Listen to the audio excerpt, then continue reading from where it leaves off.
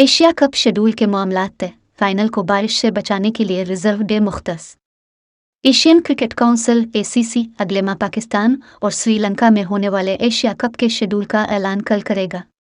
Broadcasters और sponsors को एतमाद में लेने के बाद टूर्नामेंट के मैचेस की तारीखें और मुकम्मल प्रोग्राम का ऐलान किया जाएगा। मॉडल के तहत हो रहा है, जिसके इब्तदाई 4 मैचेस पाकिस्तान में जबकि बाकी 9 मैचेस श्रीलंका में होंगे।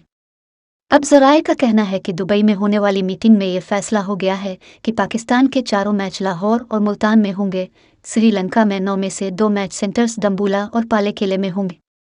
ज़राए का कहना है कि इजलास में तय पाया है कि फ़ाइनल को बारिश से बचाने के लिए रिजर्व डे रखा गया है।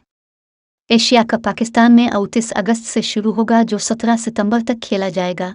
इवेंट में पाकिस्तान समेत भारत, श्रीलंका, बांग्लादेश, अफगानिस्तान और नेपाल की टीमें हिस्सा लेंगी।